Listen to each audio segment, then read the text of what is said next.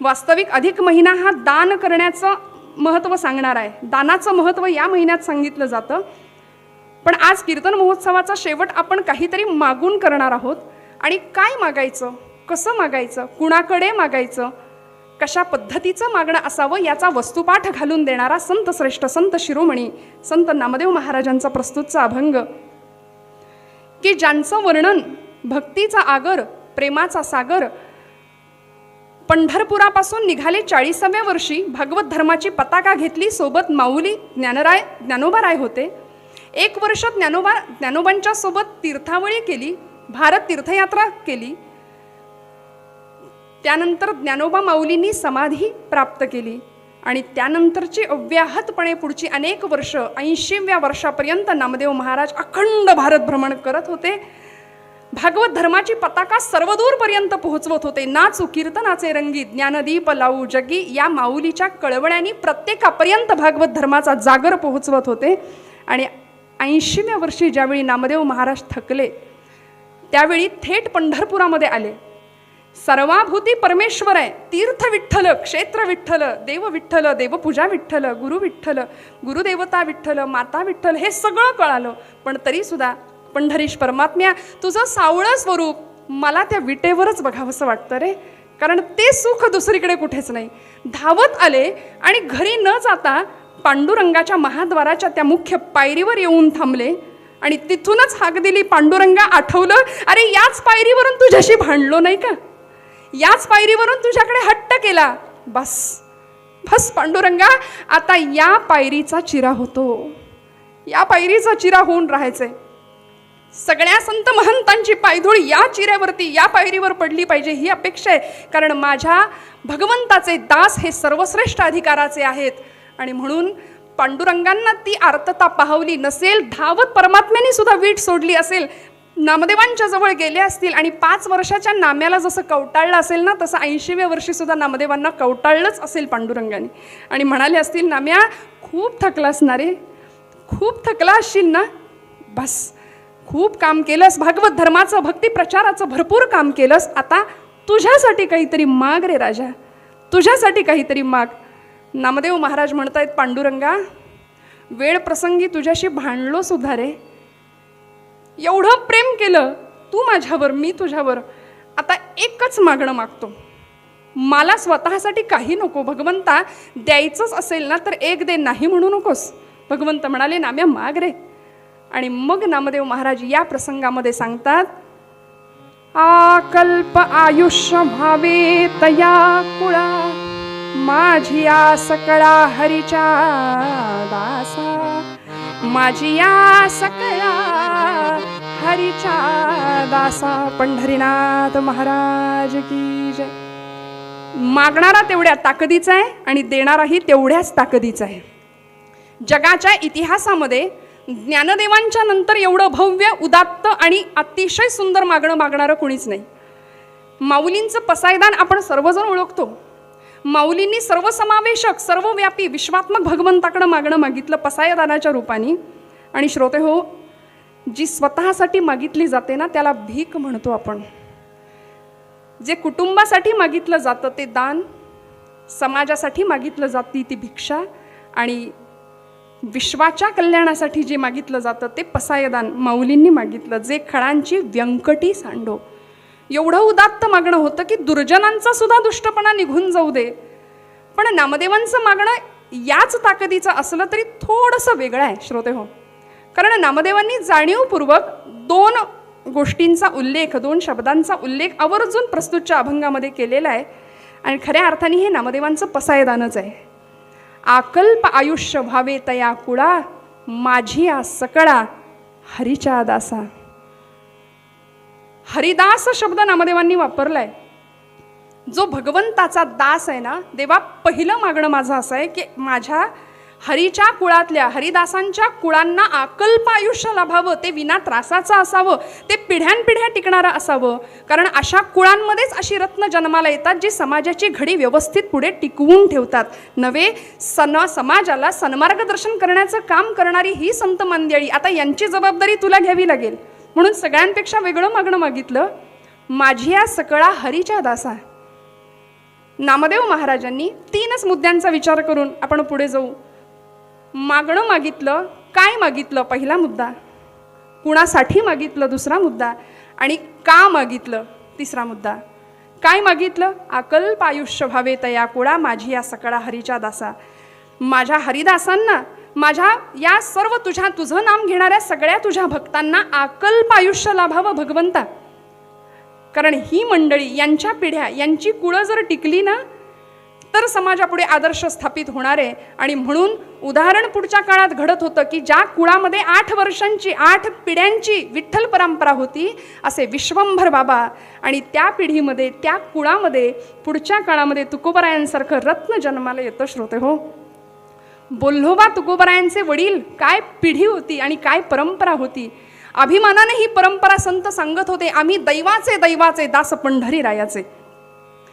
बोल्होबा ज्यावेळी पांडुरंगासमोर जायचे ना, त्यावेळी पांडुरंग परमात्म्यानी मान खाली घालावी, असा कटेवर हात ठेवून विटेवर उभा आहे माझा भगवंत, आणि मान खाली घालावी, डोळ्यातनं अश्रुधारा भगवंताच्याही वहाव्यात.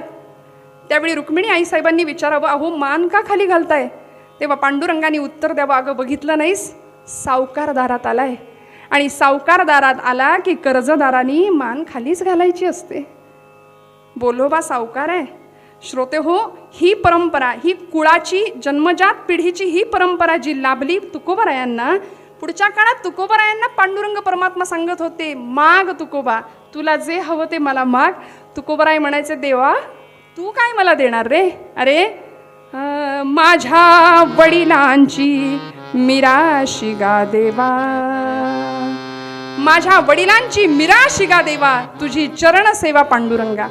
अरे तुझी सेवा करणं ही आमची मिरास आहे, ही आमची ॲसेट आहे, ही आमची संपत्ती आहे खऱ्या अर्थाने, आणि या पलीकडे आम्हाला काहीच नको आहे. आणि तू मला काय देणार रे देवा? तुझे चरण आमच्याकडे गहाण आहेत. माझ्या पदरचं नाही, गाथेतला तुकोबरायांचा शब्द आहे, तुझे चरण गहाण पांडुरंगा. तू काय देणार? कारण याचं कारण ही कुळं या ताकदीची होती, या कुळांमध्ये पिढ्यानपिढ्या विठ्ठल भक्ती होती. म्हणून नामदेव महाराज सांगतात की अशा कुळांमधल्या भक्तांसाठी देवा तू काहीतरी कर, त्या दासांना, त्या हरिभक्तांना अकल्प आयुष्य दे, अकल्प आयुष्य दे. बरं, शब्द दास हाच वापरला हो, हरिदास हाच शब्द नामदेव महाराजांनी का वापरला असेल? कारण आम्ही मंडळी जपजाप्य करतो, तीर्थयात्रा करतो, उपासना करतो, साधना करतो, दानधर्म करतो, ध्यानधारणा करतो, पण आम्ही दास ठरू का? नाही. आम्ही एवढ्यानी दास नाही होऊ शकणार. आम्ही फार तर साधक होऊ, उपासक होऊ, भक्त होऊ फार तर, पण आम्ही दास नाही होणार. म्हणून दास ही कुठली पदवी नाही आहे, दास हे कुठलं नाव नाही आहे. श्रोते हो, दास ही अवस्था आहे, दास ही भूमिका आहे की परमेश्वरा, माझी कर्मेंद्रिय, माझी ज्ञानेंद्रिय, माझं मन नवे बुद्धी सहित सगळंच तुला अर्पण आहे. दास होण्याची अवस्था कठीण का? कारण परमेश्वराला आपलं शरीर, आपलं जीवन, या सगळ्या जीवनाची मालकी त्याच्याकडे सोपवावी लागते, तेव्हा दास होता येतं. म्हणून मारुतीरायांचं नाम आम्ही मोठं का घेतो? दास म्हटलं की मारुतीराय आम्हाला आठवतात. याचं कारण स्वतःचं असं मारुतीरायांनी अस्तित्व ठेवलंच नव्हतं, ते पूर्णपणे रामरूप झाले होते ना. म्हणून तो दास, जगी धन्य तो दास सर्वोत्तमाचा समर्थ सुद्धा म्हणतात. आणि अशा हरीच्या दासांना भगवंता द्यायचं असेल तर एक दे, अकल्प आयुष्य व्हावे तया कुळा माझी या सकळा हरीची या दासा. अभंगाचं दुसरं चरण आहे, कल्पनेची बाधा न हो कोणे काळी, ही संत मंडळी सुखी असो. शब्द वापरला कल्पनेची बाधा. सर्वसामान्य माणसाचा गुणधर्म आहे, स्वभाव आहे की माणूस कल्पना विश्वामध्ये खूप रमतो. असं झालं तर, तसं झालं तर, मग हे करू, मग ते करू, अशी आम्ही स्वप्न खूप बघतो म्हणाले. APJ अब्दुल कलाम त्यांचं वाक्य आहे, म्हणाले स्वप्न बघा. भारतातल्या तरुणाईला तर त्यांनी संदेश दिला, स्वप्न बघा, स्वप्न बघा, कारण स्वप्न विचारात येतात आणि ते विचार आम्हाला कृती करायला भाग पडतं. त्यामुळे अशी स्वप्न बघावीत, पण ही स्वप्न आम्हाला आमच्या जीवनाला योग्य दिशा देणारी असली पाहिजेत. म्हणून नामदेव महाराज म्हणतात की कल्पना विश्वामध्ये रमणं धोक्याचं आहे. याच अर्थाने मनामध्ये संशय असता कामा नये, कारण गीतेमध्ये गोपालकृष्ण सांगतात, संशयात्मा संशयात्मा विनश्यती. तो स्वतःही सुखी होत नाही आणि जगालाही सुख लागू देत नाही. मी आणि माझं ही जी बाधा आम्हाला जडली आहे, संशय पिशाच्याचा संसर्ग आम्हाला लागलाय ना, तो नामदेव महाराज म्हणतात तो हरीच्या भक्तांना, तो संतांना, तो विष्णू भक्तांना लागता कामा नये. तो संसर्ग विष्णूच्या भक्तांना लागू देऊ नको देवा. तो संपर्क तुझ्या भक्तांना लागू देऊ नको. इतकी तुला काळजी घ्यावी लागेल. कल्पनेची बाधा न हो कोणे काळी, ही संत मंडळी सुखी असो. आणि म्हणून वरदान मागितलं, देवा सर्व सुख दे, सगळ्या संतांना सुखात ठेव. वास्तविक सुखाची संकल्पना संतांची आणि आमची यामध्ये खूप फरक आहे बरं. आमचं सुख आमच्या सुखापुरतं असतं. घरामध्ये वस्तू वस्तू वस्तू वस्तू इतक्या वस्तू झाल्यात की माणूसच एक वस्तू होऊन गेलाय. माणसातला माणूस आम्हाला दिसेना, दगडातला आणि पाषाणातला देव कुठून दिसणार. ही परिस्थिती भयानक आत्ताची होऊन बसली आहे. म्हणून श्रोते हो, नामदेवांना हा अंदाज आहे की ही जर हरीची कुळं, हे हरिदास, हे विष्णू भक्त, हे विष्णुदास, हे संत, या लोकांना जर कल्पनेची बाधा झाली तर केवळ त्यांचंच नाही, अवघ्या समाजाचं नुकसान आहे. कारण शेषाने पृथ्वी जर डोक्यावर घेतली असेल तर संतांच्यामुळे ती पृथ्वी स्थिर आहे असं मी म्हणेन. संतांच्यामुळे समाज स्थिर आहे असं मी म्हणेन. समाजाला सन्मार्गदर्शन, पथप्रदर्शन करण्याचं काम करणारे संत, या संतांना सुखात ठेवलं पाहिजे. आणि ते सुख कुठलं आहे हो? सर्व सुखाचे आगरा वापर रखुमादेवी वारा, सर्व सुखाचे आगरा वापर रखुमादेवी. नामदेवांनी याच संतांसाठी सर्व सुख मागितलं. ही संत मंडळी सुखी असो, कारण सगळं सुख तिथे होतं त्या विटेवर. ते सावळं परब्रह्म पंढरपुरामध्ये, पंढरीचे सुख नाही त्रिभुवनी. सगळ्या संतांनी मानलं, पण आमचं सुख नको त्या व्यर्थ सुखाच्या मागे आम्ही धावतो आणि वाट्याला येतं ते दुःख. आणि आमच्या दुःखाचं कारण समर्थांनी सांगितलं ना, मी करता ऐसे म्हणसी तरी तू दुःखी होशी, श्रीराम करता म्हणता पावसी यश कीर्ती प्रताप. आमचं करते पण सगळं जे आम्ही स्वतःकडे घेतो ना, ते त्याला देऊन टाकता आलं पाहिजे, तेव्हा दास होता येईल. म्हणून महाराज ब्रह्मचैतन्य महाराजांचं सुपरिचित प्रसिद्ध वाक्य आहे ना, महाराज म्हणायचे भगवंताला सर्वस्व देता आलं पाहिजे. सर्व नाही दिलं तरी चालेल, पण स्व देता आला पाहिजे. आज आमचं झालंय असं मी माझं ही जी आम्हाला कल्पनेची बाधा जडली आहे, हा संशय आमच्या मनामध्ये निर्माण झालाय. आणि त्या संशयामुळे आम्ही भ्रमात अडकलो. आणि भ्रमात जर आमची बुद्धी अडकली असेल तर आम्हाला अंधत्व यायला वेळ नाही लागत. आणि मग अंध माणसासमोर परमेश्वर जरी चतुर्भुज रूपामध्ये उभा ठाकला तरी त्याचा काही उपयोग नाही, त्याला तो दिसणारच नाहीये. त्यामुळे नामदेव महाराज म्हणतात की माझ्या या संत भक्तांना, हरिभक्तांना कल्पनेची बाधा होऊ देऊ नकोस. माझं करता करता सर्वस्व असलेला पांडुरंग परमात्मा याचा विसर पडू देऊ नकोस. आणि मग या मनाची चंचलता किंवा हे मन अशा पद्धतीने जर भरकटत गेलं, संभ्रांत अवस्थेमध्ये गेलं, तर पुढची पायरी, पुढचा धोका आहे, पुढची रिस्क आहे. नामदेव महाराजांना सांगावं लागलं पांडुरंगाला की भगवंता, एकदा मनाला कल्पनेची बाधा जडली की पुढे त्याला अहंकार व्हायला वेळ नाही लागत. म्हणून आता जबाबदारी देवा तू घे. अहंकाराचा वारा न लागो राजसा, माझ्या विष्णुदासा भाविकासी. अहंकाराचा स्पर्शही होता कामा नये. कुणाला? विष्णुदासांना. कारण नामदेव महाराज जाणून होते अज्ञानी माणसाला अहंकार होण्याची शक्यताच नाही. अहंकार होतो तो ज्ञानी माणसालाच. म्हणून नवल अहंकाराची गोठी, विशेषे न लगे अज्ञाना पाठी, सज्ञानाचे झोंबे कंठी, नाना संकटी नाचवी. नवल अहंकाराची गोठी माझी माऊली म्हणते. अहंकार कुणाला होतो? ज्ञानी माणसालाच होतो, अज्ञानी माणसाला होत नाही. आणि म्हणून ही जी ज्ञानी मंडळी आहेत यांना अहंकार होऊ नये याची जबाबदारी तू घे. समर्थ रामदास स्वामी म्हणतात, जेणे मक्षिका भक्षिली जाणीवेची, तया भोजनाची रुची प्राप्त कैची, अहम भाव ज्या मानसीचा विरेना, तया ज्ञान हे अन्न पोटी जिरेना. जय जय रघुवीर समर्थ. सुग्रास पदार्थांचं भोजन स्वीकारलं आणि अचानक मनामध्ये कल्पना आली, जाणीव आली की बहुतेक एक माशी गेलीये पोटात. खाल्लेलं सगळं उलटून पडायला वेळ नाही लागत. तसं अज्ञानी माणसाला अहंकार होऊ शकत नाही, ज्ञानी माणसाला अहंकार होतो. म्हणून नामदेव महाराज म्हणतात, अहंकाराचा वारा न लागो राजसा माझ्या विष्णुदासा भाविकासी.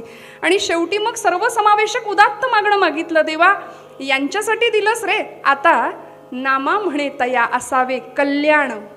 एक काम कर ना देवा, सगळ्यांचंच कल्याण कर. कारण आईचा कळवळा होता, माऊलीचं अंतःकरण होतं. सगळ्यांचंच कल्याण कर, पण कुणाचं? ज्याच्या मुखामध्ये तुझं नाम आहे, ज्या मुखी निधान पांडुरंग, ज्याच्या आयुष्याचं निधान, ज्याच्या आयुष्याचं ध्येय गंतव्य फक्त आणि फक्त तू आहेस ना, त्यांचं सगळ्यांचं कल्याण कर. पण श्रोते हो, अलीकडे आम्हाला सगळं आठवतं पण तो आठवत नाहीये. निधान आयुष्याचं ते असलं पाहिजे अशी अपेक्षा संतांची आहे. सध्या सेल्फीचं युग आहे ना, लोकांनी आम्हाला चांगलं म्हणावं ही अपेक्षाच नाही, आपणच आपल्याला चांगलं म्हणायचं सारखं. त्यामुळे या सगळ्यामध्ये आम्ही इतके अडकलो आहोत, माणूस माणसापासून दूर जातोय. कोरोनाच्या आपत्तीमुळे तर अजूनच ते अंतर वाढलं, भावनिक वाढलं, शारीरिक वाढलं, मानसिक वाढलं. संतांनी संवेदनशीलतेने जगाकडे यासाठी पाहिलं की माणसातलं देवत्व त्यांना जागं करायचं होतं. आणि म्हणून ती संवेदनशीलतेची भाषा जगाला कळावी. सगळे भरीचे भक्त गुण्यागोविंदांनी राहावेत, समाज पुढे सरकावा ही अपेक्षा होती संतांची. आज आम्ही शब्दांमध्ये पूर्वीच्या काळी चिन्हांची भाषा असायची, आता पुन्हा आम्ही उलटे चाललोत. कारण फेसबुक अकाउंट प्रत्येकाचं आहे, व्हॉट्सॲपवर प्रत्येकजण चॅटिंग करतो. नको त्या गोष्टींचा धुमाकूळ आज फेसबुकवर सुटलाय, आपण पाहतो. नको ती थिल्लर चॅलेंजेस आम्ही स्वीकारतोय. खरं चॅलेंज आम्हाला समर्थांनी शिकवलं, जगाचा तो भार आपुल्या शिरावर ऐसे थोडे तर वाटो द्या हो. हे चॅलेंज घ्या, संतांनी सांगितलं आम्हाला. पण आम्ही नको त्या गोष्टींमध्ये, आजूबाजूला इतकं मृत्यूचं भीषण तांडव सुरू असताना सुद्धा ती थिल्लर गोष्टींमध्ये गुंतून राहतो. याचा संतांना खेद वाटतो. श्रोते हो, पांडुरंगाला कळवळून आर्जव करतात की बाबा रे, या सगळ्यांचं कल्याण कर, यांना बुद्धी दे, या सगळ्यांचं कल्याण कर, ज्या मुखी निधान पांडुरंग. मी म्हटलं आपण चिन्हात बोलायला लागलो, भाषा गेली. बघा ना व्हॉट्सॲपला ओके, आता तो ओके पण नाही, आता नुसता के.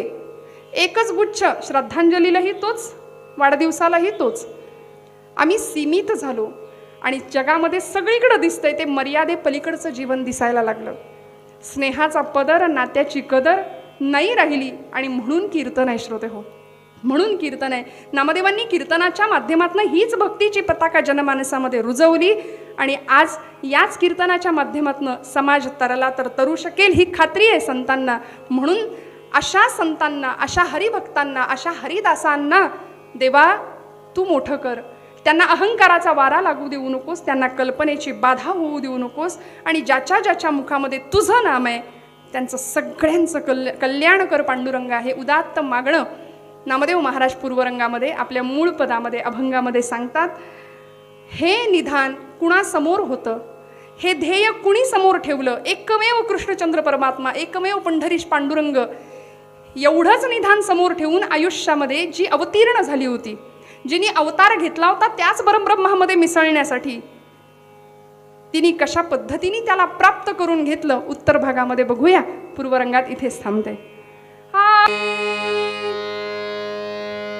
विदर्भ प्रदेश, विदर्भ देशाचा राजा भीष्मक, सध्याचा वऱ्हाड प्रांत किंवा विदर्भ प्रांत आपण म्हणतो, आणि त्यामधलं अमरावती शहर, पूर्वीचं कुंडिनपूर. आणि या विदर्भ प्रांताचा हा राजा भीष्मक प्रजेवरती पुत्रवत प्रेम, प्रजाहित दक्ष, अतिशय उदात्त विनयशील स्वभावाचा, सदाचरणी. त्यामुळे प्रजेमध्ये कुणीही दुःखी नाही, सर्वांच्या चेहऱ्यावर आनंद आहे. पण चिंतेत होता तो स्वतः राजा, चिंताग्रस्त होता राजा भीष्मक आणि त्याची पत्नी शुद्धमती. दोघंही चिंतेत आहे आणि कारणही तसंच होतं हो. राजा असो किंवा एखादा सर्वसामान्य माणूस असो, गरीब माणूस असो, तो चिंतेत पडतो. त्याला एक समान कारण आहे, ते म्हणजे पोटी कन्यारत्न असेल आणि ती कन्या गुणी असेल, सुशील असेल, सुंदर असेल, रूपवान असेल, तर पित्याच्या हृदयाला काळजाला काळजीची कात्री लागते असं मोरोपंतांची आर्य आहे. उपवर कन्या होता, उपवर कन्या होता, पितयाच्या काळजास कातरते. कातर सासर सागर जाय कशी पार हेची कातरते. त्या सासर रूपी सागरामधले जे काही प्राणी आहेत, म्हणजे माणसंच ती, पण प्राण्यासारखं कधी कधी वर्तन करतात. मग म्हणाले त्या सासर रूपी सागरामध्ये कशी काय ही तरुण जाईल. उपवर कन्या होता, पितयाच्या काळजास कातरते. काळजीची कात्री लागली. आणि खरं आहे श्रोते हो, पिता आणि मुलगी हे नातंच इतकं अलौकिक आहे ना. परमेश्वराने काय निर्माण केलंय हो. मी नेहमी सांगते, मुलगी ही पित्याच्या मर्मबंधातली ठेव असते. तिथे फक्त समर्पण आहे. मुलगा म्हटलं की थोडंसं देणं घेणं देवाणघेवाण होते, पण मुलगी म्हटलं की फक्त समर्पण आहे, फक्त त्याग आहे. कारण कुठलीही मुलगी कितीही जरी वय झालं तरी सुद्धा कन्यादान करताना लग्न मांडवामध्ये, विवाह मंडपामध्ये ढसढसा रडलेला बाप कधीच विसरू शकत नाही, कधीच विसरू शकत नाही. आणि असा हा भीष्मक राजा, सगळं काही सुंदर होतं, पण तरी सुद्धा चिंता होती की माझ्या रुक्मिणीचं कसं होईल. इतकी सुंदर आहे, रूपवान आहे, गुणवान आहे, तर तिला कसा वर मिळेल या चिंतेमध्ये असलेला भीष्मक राजा. 5 मुलं आहेत, वर्णन केलं. रुक्म्यग्रजो रुक्मरथो रुक्मबाहुरनंतरः रुक्मकेशी रुक्ममाली रुक्मिण्येषा स्वसा सती. 5 भावांच्या पाठीवर ही जन्माला आलेली साक्षात अंबा, साक्षात लक्ष्मी, त्या परब्रह्माचीच माया पुन्हा एकदा त्या ब्रह्माला प्राप्त करून घेण्यासाठी जन्माला आलेली. जन्म झाला. या 5 भावांमधले जे कनिष्ठ भाऊ होते ते अत्यंत सदाचारी होते, नम्र होते, विनयशील होते, पण ज्येष्ठ होता तो युवराज होता हो. त्यामुळे सत्ता हातात आली, युवराज पदाची खुर्ची होती, त्यामुळे थोडासा अहंकारी. आणि याहीपेक्षा आई वडील कितीही संस्कारी असले, कितीही संस्कार प्रदान करणारे असले तरी सुद्धा मूल घरातून बाहेर पडल्यानंतर आजूबाजूला कुठली चौकडी आहे त्यामध्ये सुद्धा प्रकार असतात. आपल्याकडे त्या चौकडीला नाव आहे प्रसिद्ध. बरं, या रुक्मीला जे मित्र भेटले होते, तो मगध सम्राट जरासंध, चेदिनरेश, शिशुपाल, पौंड्रक, शाल्ब, हे सगळे त्याचे मित्र, वक्रदंत, हे जर सगळे मित्र असतील तर सुधारण्याची शक्यताच नव्हती. आणि अशा वेळी हा रुक्मी अत्यंत गर्विष्ठ, पित्याची आज्ञा कधीच पालन न करणारा, आणि या 5 भावांमधली ही सगळ्यात धाकटी मुलगी म्हणजे रुक्मिणी कोण होती, कशी होती हो. कवी वर्णन करतात. विदर्भ नृपनंदिनी सगुण सुंदरी भीमकी, रती ही तुलता तिच्या पदन खास वाटे फिकी, धरुनी अवतारये परम मंगला श्रीरमा, विवाह परिसातीचा सकल घालवी जो श्रमा. पंढरीनाथ महाराज की. म्हणाले रुक्मिणी स्वयंवर या विवाहाचं किंवा या आख्यानाचं श्रवण जरी केलं तरी आमचे सगळे श्रम निघून जातात. म्हणून आजचं हे मागणीपर कीर्तन आणि त्याच अनुषंगाने स्वयंवर आख्यान घेण्याचा मानस केला. नाथांनी सुद्धा रुक्मिणी स्वयंवराचीच रचना केली याच कारणासाठी की आमचे सगळे श्रम, सगळे ताप, दुःख नाहीशी व्हावीत. आणि अशी ही रुक्मिणी उपवर झालेली आहे. नवस केलाय जगदंबेकडं की आई जगदंबे, तू सुद्धा तपश्चर्येच्या जोरावरती इच्छित वर पाळून घेतलास, तसं तुझ्या आशीर्वादाने या जन्मात मला हवा तोच पती, कोण जो योगियांना सुद्धा दुर्लभ आहे, थोर मोठाले ऋषी महंत संत मुनी ज्याला मिळवण्यासाठी तपश्चर्या करतात, तो मला प्राप्त व्हावा. हा नवस केला. आणि दिवसामागून दिवस जात आहेत. भीष्मक राजाचा दरबार भरलेला आहे. दरबारामध्ये राजाच्या सिंहासनावर राजा उपस्थित आहे. छत्र चामरं ढळली जात आहेत. अष्टप्रधान मंडळ आपापल्या मानाप्रमाणे दरबारामध्ये बसलेलं आहे. आणि अशा वेळी राजाची ही अत्यंत लाडकी कन्या रुक्मिणी शेजारी आहेच. सगळं काही, प्रत्येकाच्या चेहऱ्यावर आनंद आहे, सगळे खुश आहेत. पण अशा वेळी भीष्मक राजा चिंतेत आहे फक्त या कारणासाठी की रुक्मिणीचं कसं होईल, रुक्मिणीला वर कोण मिळेल, कसा असेल, कसा दिसेल. आणि याच वेळी या राजदरबारामध्ये एक अत्यंत तेजस्वी तेजपुंज वेदशास्त्र पारंगत ब्राह्मण उपस्थित झाले. कीर्तिनामा द्विजराज सभे आला, कीर्तिनामा द्विजराज सभे आला, कीर्तिनामा द्विजराज सभे आला.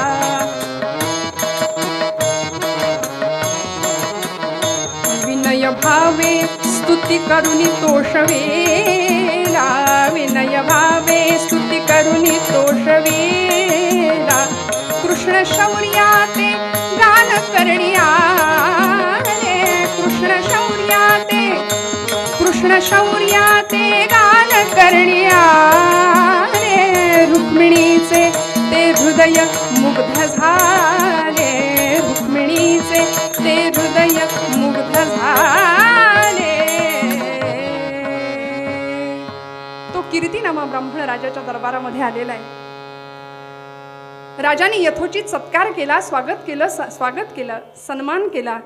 आणि कीर्तिनामा हा वेदाभ्यासी होता. त्यांनी विचारलं, राजे हो, आपल्या चेहऱ्यावर चिंतेची रेष स्पष्ट दिसतीये, काय कारण आहे? भीष्मक राजे म्हणाले की हो मुनिवर, खरं आहे, आपण ओळखलं, मी चिंताग्रस्त आहे. आणि चिंतेचं कारण हे काय? म्हणाले, जवळच बसलेलं आहे माझी रुक्मिणी. कीर्तिनामा म्हणाले की ही रुक्मिणी त्रैलोक्यामध्ये सुंदर आहे, तिच्या सौंदर्याची चर्चा सगळीकडे आम्ही ऐकतो आहोत. रतीपेक्षाही सुंदर असलेली ही रुक्मिणी, हिच्या विवाहासाठी आपण जर एवढे चिंतातूर असाल ना, तर मी एक सांगतो, आत्ताच द्वारकेहून आलोय. पृथ्वी पर्यटन करणारे होते कीर्तिनामा. आत्ताच द्वारकेहून आलोय, हिला साजेसा नवे, हिला आणि फक्त हिलाच साजेसा असलेला वर नुकताच बघून आलोय. कोण? अहो कोण म्हणून काय विचारता? त्याचं गुणवर्णन, त्याचं रूपवर्णन, त्याचं कीर्तिवर्णन किती आणि काय सांगू, किती आणि काय सांगू. द्वारकेचा राणा, द्वारकाधीश, त्रिभुवनाचं कैवल्य सम्राज्ञ असलेला द्वारकाधीश भगवान गोपाल कृष्ण, आणि तोच वर म्हणून तुमच्या रुक्मिणीसाठी योग्य आहे. आत्ता त्याचंच दर्शन घेऊन येतो आहे. आणि म्हणून तो कसा आहे हे सांगता सांगता कीर्तिनामांनी आपली वाणी, त्या वाणीचा रसकल्लोळ सुरू झाला आणि बोलायला लागले. कसं वर्णन आहे त्या कृष्णाचं.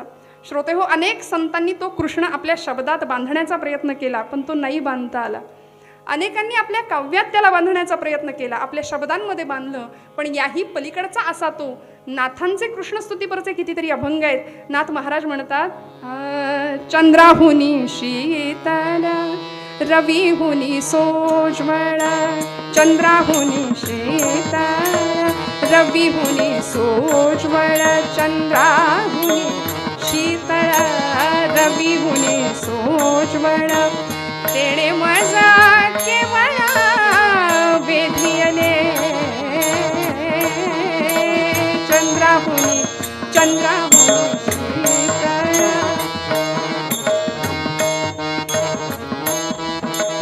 सावळा देखियला नंदाचा नंदन, राजस सुकुमार मदनाचा पुतळा. किती किती वर्णन करावं संतांनी. आमच्या कराडचे विठोबांना दफ्तरदार नारदीय कीर्तनाला कटाव नावाचं वृत्त ज्यांनी दिलं, वर्णन केलं, काय भगवंत आहे. श्रवणी मनोहर मकर कुंडले, फुल्ल गल्ल कर्णात दीर्घ सुप्रसन्न लोचन, इंदु बदन तिल पुष्प नासिका, कुंदरदन हनु अधर बिंबगत हास्य मंद मंद, हास्य मंद मंद. हरी हा आनंदाचा कंद, आनंदाचा कंद, हरी हा भक्त सखा गोविंद. सजल नीरद श्याम तनू नवरत्न खचित संवर्ण, मुकुट शिरपेच तुरावर कलगी विराजित, कुटिलालक निटिलासी कस्तुरी, तिलक केशरी गंधा, तिलक केशरी गंधा. हरी हा आनंदाचा कंद, आनंदाचा कंद, हरी हा भक्त सखा गोविंद. आनंदाचा कंद, हरी हा भक्त सखा गोविंद. गोपाल कृष्ण भगवान की. भगवंतांचं वर्णन सुरू आहे. दरबारातला प्रत्येक जण मंत्रमुग्ध होऊन गेलाय. कीर्तिनामा भक्ती उद्रेक झाला होता, आवेगात बोलत होते, सगळ्या रसांचा कल्लोळ होत होता.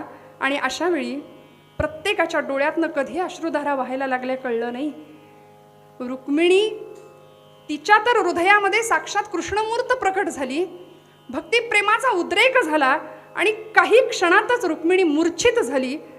तिची बाह्यस्फूर्ती मावळून गेली, मूर्छित झाली आणि धरणीवर कोसळली. दासी धावल्या, राजकुमारीला रुक्मिणीला धरलं, तोंडावर पाणी मारलं, कुणी वारा घालते. राणी शुद्धमती आली, आपल्या लेकीची दृष्ट तर लागली नसेल ना म्हणून दृष्ट काढली. आणि या प्रसंगामध्ये हे वर्णन ऐकून, त्याच्या गुणांचं, त्याच्या कीर्तीचं, त्याच्या शौर्याचं, त्याच्या रूपाचं वर्णन ऐकून जर रुक्मिणीची ही अवस्था झाली असेल, तर आता मात्र हीच रुक्मिणी कृष्णालाच द्यायची. हा निर्णय दोघांचाही, राजा राणीचा पक्का झाला, सर्व दरबारचा हा निर्णय पक्का झाला. राजा तर म्हणत होता की कन्यादानासारखं दुसरं पुण्य नाही. कन्यादान आपल्याकडून घडतंय आणि तेही दान जर कृष्ण परमात्म्याला घडत असेल तर आपलं पुण्य त्रैलोक्यात सामावणार नाही. त्यामुळे आता हा निर्णय पक्का झाला आणि सगळीकडे कृष्ण आणि रुक्मिणीच्या विवाहाची चर्चा सुरू झाली. पण जसं विवेकापुढे गर्व आणि मद आड येतात, सद्बुद्धीपुढे काम आणि क्रोध आड येतात, तसं रुक्मिणी आणि भगवान गोपाल कृष्ण यांच्या विवाहापुढे रुक्मी आड आलाय. दरबारामध्ये ऐकलं मात्र की रुक्मिणी कृष्णाला द्यायची असा संतापून चवताळून उभा राहिला आणि राजाला सांगतो, राजे काय ऐकतोय मी? आपण छत्र चामर मंडित राजे आहात, क्षत्रिय कुलावतंस आहात, आणि काय शोधून शोधून जावई शोधला हो? तो गवळी, तो कृष्ण. अहो त्याच्या जन्मपत्रिकेचा पत्ता नाही, त्याच्या कुळाचा पत्ता नाही, त्याच्या गोत्राचा पत्ता नाही. काल यवनाला पाहून जो युद्धभूमीतून पळ काढतो तो कसला वीर हो? कसलं गुणवर्णन ऐकता आणि कुणाला देता? आपली रुक्मिणी. रुक्मीची कृष्ण निंदा अशा पद्धतीची चालू झाली. रुक्मी सांगतोय कसा आहे तो कृष्ण? अहो ऐकलंय त्याच्याबद्दल कधी? मी सांगतो, कृष्ण कुलहीन तो दुग्ध दही चोरी, कृष्ण कुलहीन तो दुग्ध दही चोरी, कृष्ण कुलहीन तो दुग्ध दही चोरी.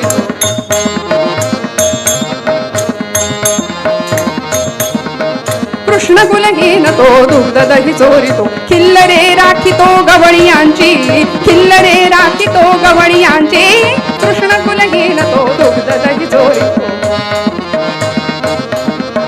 नंद वसुदेव हे जनक असती तया, नंद वसुदेव हे जनक असती तया, मारिली पूतना नारी असुनी, मारिली पूतना नारी असुनी, कृष्ण कुलहीन तो दुग्ध दही चोरितो, कृष्ण कुल कृष्ण कुल कृष्ण कुल.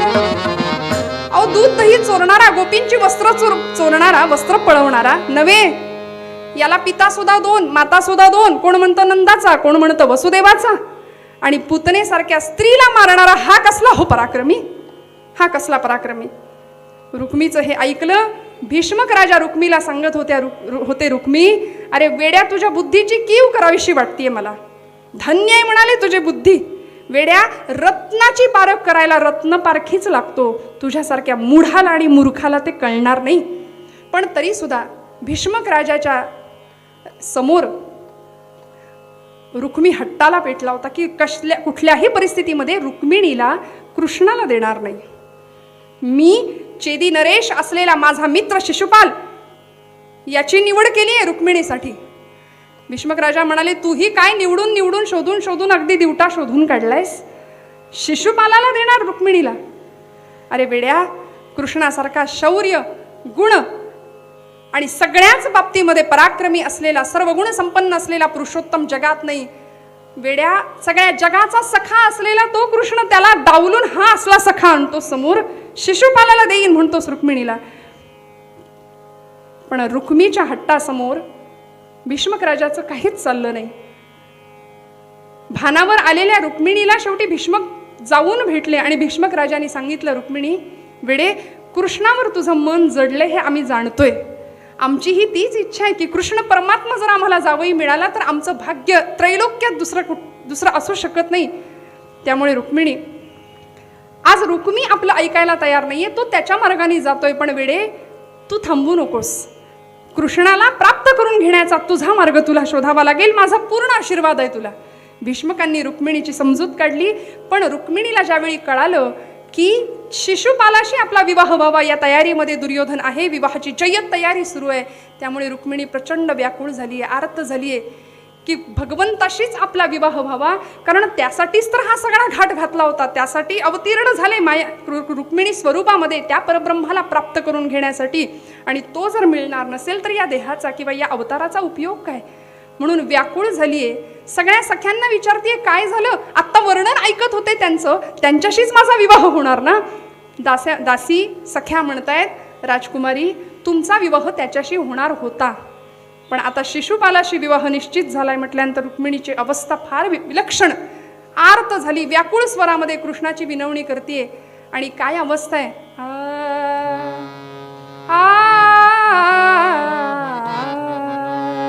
कृष्ण सखा रमला मम मनी, कृष्ण सखा रमला,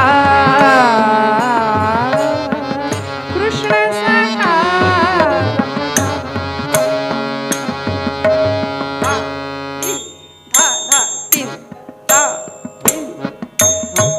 रमला मम मनी, कृष्ण सखा रमला, नचरणी आप्तवधा सजला मम मनी, कृष्ण सखा रमला, रमला रमला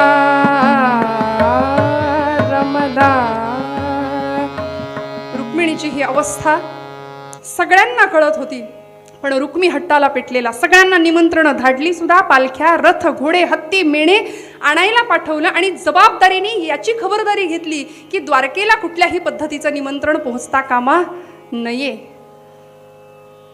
पण रुक्मिणीने त्या क्षणी तातडीने निर्णय घेतला. राज्याचे कुलपुरोहित असलेले सुदेव यांना बोलावून घेतलं. वेदशास्त्र संपन्न सदाचरणी वेदाभ्यासी असलेले सुदेव धावत आले. राजकुमारीची सगळी परिस्थिती समजून घेतली, तिची व्यथा तिची ती व्याकुळता अनुभवली, पाहिली आणि म्हणाले रुक्मिणी काळजी करू नकोस, मी नक्की आणतो कृष्ण परमात्म्याला. अगं माझं जन्मोजन्मीचं भाग्य आज फळाला आलंय का, कारण योग्यांना दुर्लभ असलेला तो परमात्मा त्याचं सगुण साकार रूप आज मला तुझ्या निमित्ताने भेटायला बघायला मिळणार आहे. रुक्मिणी माते तुझीच खरं तर माझ्यावर अनंत कृपा आहे, अनंत उपकार आहेत. मी खात्री देतो मी आत्ता जातो आणि भगवान गोपालकृष्णांना घेऊन येतो. अगं गजेंद्राने हाक मारली, गजेंद्रासारख्या पशूंनी हाक मारली तर त्यांनी उडी घालायला वेळ नाही लावला. तो आला, तुझी तर हाक तो नक्कीच ऐकेल, काळजी करू नकोस. फक्त त्याला जाऊन काय सांगू तेवढं सांग म्हणजे झालं. रुक्मिणी सांगतेय महाराज आपण श्रेष्ठ आहात, आपण विद्वान आहात, वेदाभ्यासी आहात, तेव्हा तिकडे जाऊन काय बोलायचं हे आपणच ठरवा. सुदेवांनी सांगावं अगं वेडे माझी विद्वत्ता आमची विद्वत्ता एखाद्या वटवृक्षासारखी असते, विस्तीर्ण असते, पण त्याला सुवासिक फुलं नाही आहेत. जग आसमंत उजळून टाकणारं एखादं फूल आमच्या या वटवृक्षाला येऊ शकत नाही, पण मोगरीच्या वेलीला एखादं सुंदर मोगऱ्याचं फूल आलं ना की तो आसमंत उजळून निघतोच. माझ्या या विद्वत्ता प्रचूर बोलण्याचा तिथे काहीच उपयोग नाही. तुझा भाव, तुझी अर्थता, तुझी श्रद्धा तिथपर्यंत पोहोचेल असं काहीतरी कर आणि असं काहीतरी लिही. रुक्मिणीने लिहायला घेतलं श्रोते हो, आणि जगाच्या इतिहासातलं पहिलं लिखित प्रेमपत्र अवतरलं. धवल रेशमी पत्रावरती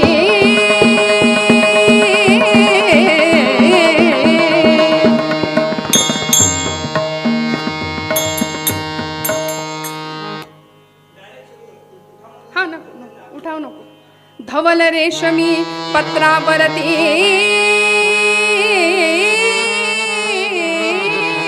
धवल रेशमी पत्रावरती केशरी रंगे लिहिले. धवल रेशमी पट्टावरती केशरी रंगे लिहिले. अशा परी विश्वातील पहिले प्रेमपत्र अवतरले. रामा साधूजी रामा राजा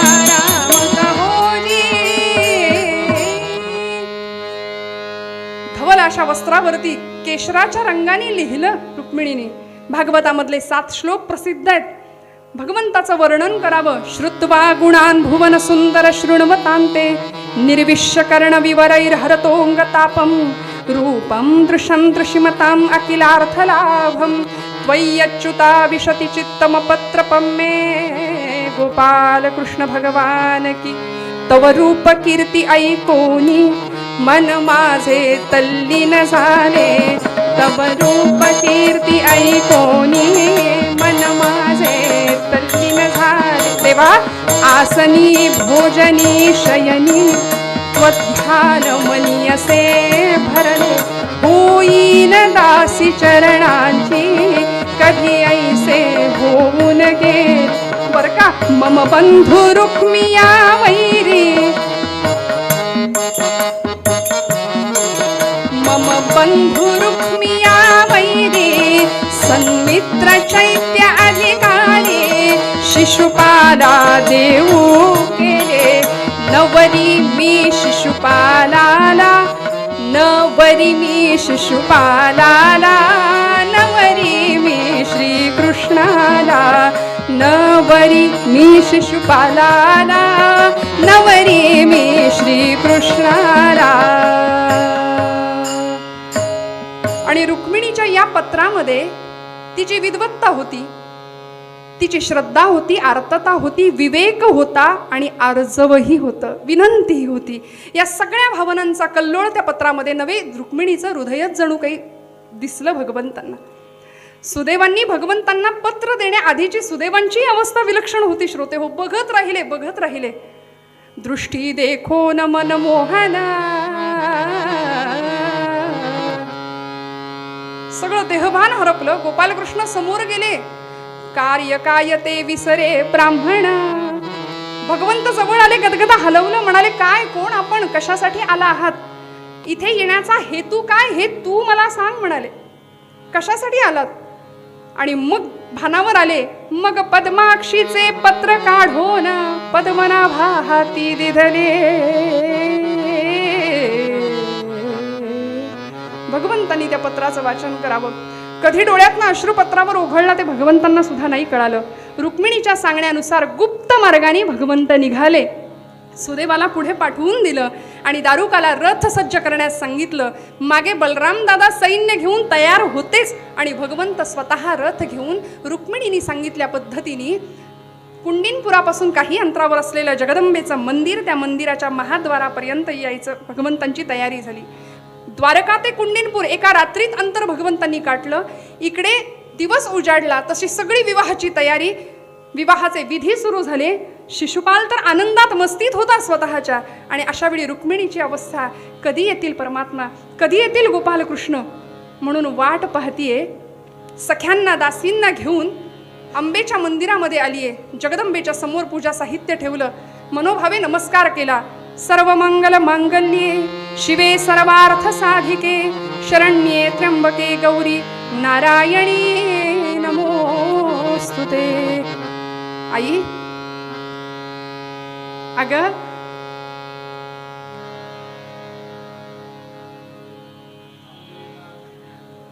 अंबेला नमुनी म्हणे कन्येला प्रसवतात ज्या माता, त्या लटिक्या तुची खरी कृष्णाची तुझ योग्य होईल ज्या माता. तोच तुझ्यासाठी जावई म्हणून योग्य आहे. बरं आई कृपा कर म्हणून नमस्कार करावा. चरणांवर मस्तक टेकलं आणि जगदंबेच्या गळ्यातली नीलकमळांची माळा रुक्मिणीच्या गळ्यामध्ये येऊन पडली. शुभशकून मिळाला. निश्चित झाला संकल्प की आता हीच माळ कृष्णांच्या गळ्यामध्ये घालणार. म्हणून वळडी माघारी तसे गोपालकृष्ण समोर रथामध्ये उभे असलेले, सज्ज असलेले दिसले. रुक्मिणी रथामध्ये चढण्यासाठी भगवंतांनी स्वतः आपला हात दिला. रुक्मिणी रथामध्ये चढली आणि खऱ्या अर्थी ज्यासाठी हा सगळा अट्टाहास होता ते परब्रह्माचं आणि त्या मायेचं मिलन झालं. रुक्मिणीने भगवंतांच्या गळ्यामध्ये ती पुष्पमाला अर्पण केली.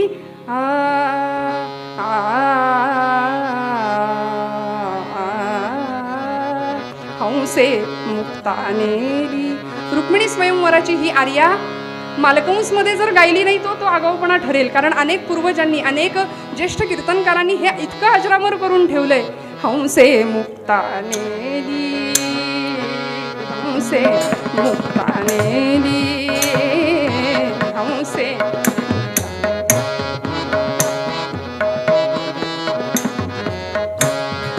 नेली हंसे मुक्तानेली नेली मग केला कलकलाट काकानी हाकानी नभ भरले हाकानी नभ भरले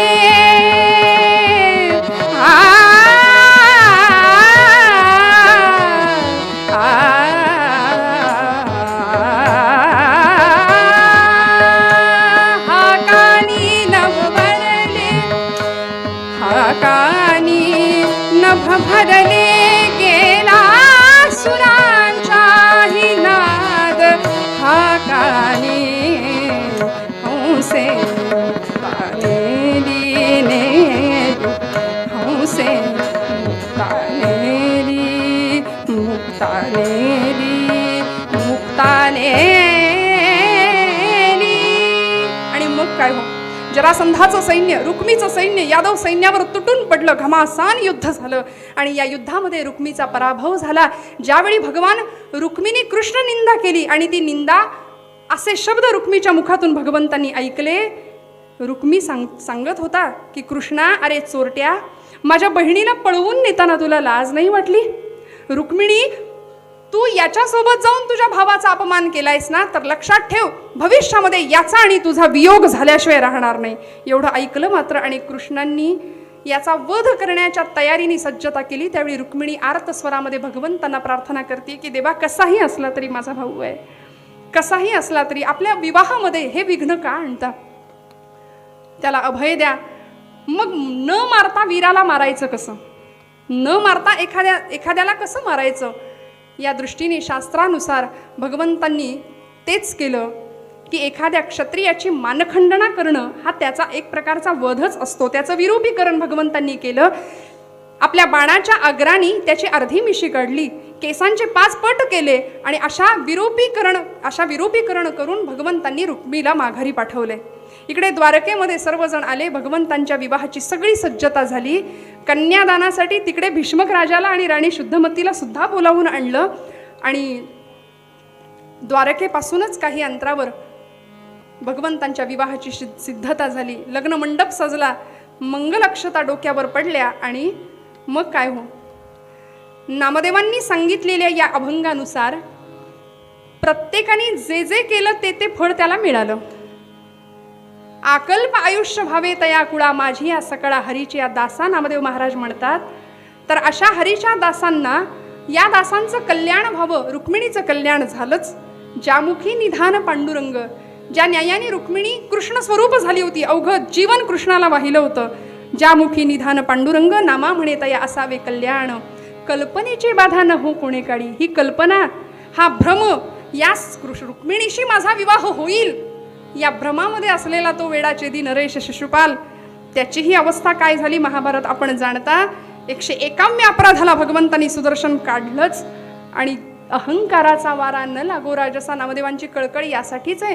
तो अहंकार त्या रुक्मीला झाला ना, युवराज पदाचा, सत्तेचा अहंकार झाला. त्यामुळे खरं परब्रह्म विसरला आणि नको त्या गोष्टींच्या आहारी गेला, मागे लागला. त्यामुळे तेही नुकसान झालं. म्हणून नामदेव महाराज म्हणतात की नामा म्हणे तया असावे कल्याण, ज्यामुखी निधान पांडुरंग. आणि मग काय हो, अक्षता पडल्या. कस्तुरी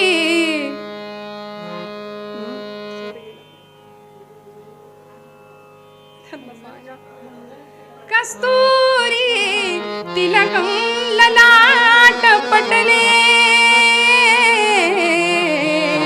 वक्षस्थले कौस्तुभं नासाग्रे वरमौक्तिकं करतले, वेणुकरे कंकणं सर्वांगे हरिचन्दनं सुललितं, गोपाल कंठे च मुक्तावली, गोपस्त्री परिवे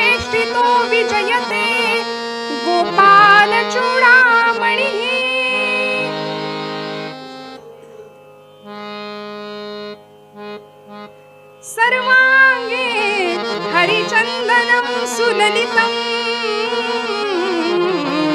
कंठे च मुक्तावलिः गोपास्ते परिवेष्टितो विजयते गोपाल चूडामणिः शुभलग्न सावधान गोपाल कृष्ण भगवान की जय जगदंबा माता की जय जय रघुवीर समर्थ गोपाल कृष्ण भगवान की जय. कृष्ण परमात्मा आणि जगन्माता आदिमाया आदिशक्ती असलेली रुक्मिणी माता यांचं मिलन झालं. परब्रह्म आणि माया या युगामध्ये या रूपामध्ये पुन्हा एकदा परस्परांना भेटले आणि मग काय हो, मग झालं लग्न. लग्नानंतर आता एक गोष्ट सगळ्यात महत्त्वाची, प्रसाद जरी असला जेवण जरी असलं तरी सुद्धा आहेर हा द्यावा लागतो ना. काही जण स्वीकारत नाही, हा भाग वेगळा आहे. पण गोपालकृष्णाचं लग्न आहे, अधिक मास आहे, पुरुषोत्तम महिना आहे, त्यामुळे हे दान आपल्याकडून व्हावंच एवढी अपेक्षा आपल्या सर्वांकडून करते. गेले 7 दिवस हा जो खटाटोप सुरू आहे, आमच्या पुण्यातली ही सगळी ज्येष्ठ नारदीय कीर्तनकार मंडळी, जोगळेकर बुवा असतील, कुलकर्णी बुवा असतील आणि त्यांना सहकार्य करणारी सर्व मंडळी ज्या धडपडीने श्रद्धांजली कीर्तन महोत्सव असू दे आणि नाहीतर मग हा लागून आलेला महिला कीर्तन महोत्सव असू दे, या सर्व कीर्तन महोत्सवांमध्ये सर्व परीने सर्व कुटुंबाचं योगदान प्रत्येकजण आपापल्या परीने देत आहे.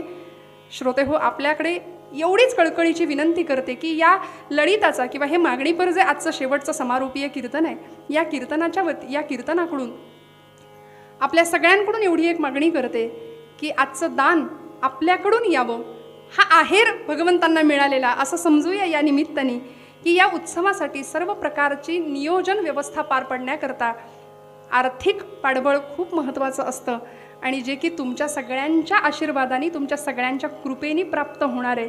त्यामुळे आपला जर देणारा हात असेल तर पुढे अनेक उत्सव अशाच पद्धतीने भगवंत या मंडळींकडून आम्हा सगळ्यांकडून करून घेईल. ती सेवा तो करून घेईल, कारण सत्यसंकल्पाचा दाता नारायण या न्यायाने या सर्व कीर्तनकार मंडळींचा संकल्प अत्यंत शुद्ध आहे, पवित्र आहे आणि तो संकल्प पुढे नेणारा तो परमेश्वर परमात्मा आहे.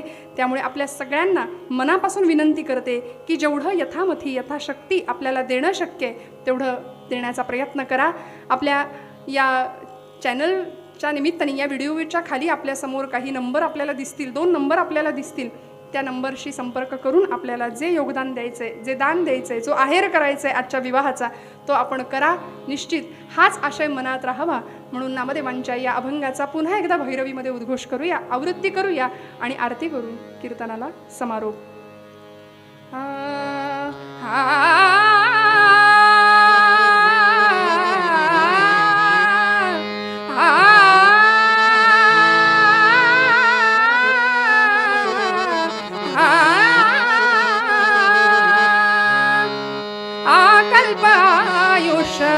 भावे तया